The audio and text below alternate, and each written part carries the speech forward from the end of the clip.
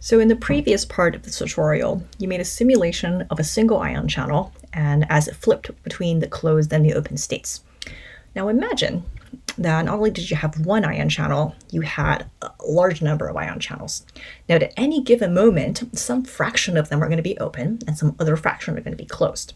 Now, to understand what fraction are going to be open and what fraction are going to be closed, we can either just run that simulation a lot of different times, or we can keep track, instead of individual ion channels, we can keep track of the state as a probability.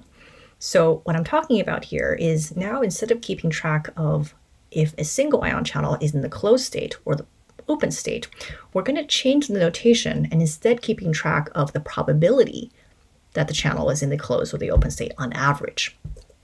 Now, fortunately, all of the numbers that we had above can be exactly mapped to this description, where the probability of going from the closed state to the open state is specified by this constant. And what's remaining, 1 minus that constant of the closed to open constant, is the probability of the channel staying in the closed state. In exactly the same way, we can specify the probability of transition from open to close by the open to close constant.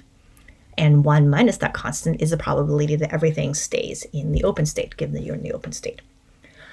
And so this formulation can be written in a way that looks a lot like what we did for the first tutorial. We can write this down as a linear dynamical system, where each state has two numbers in it, the probability of closed and the probability of open, and then transition from each time step k to the next time step k plus 1 can be specified by this matrix A here, okay?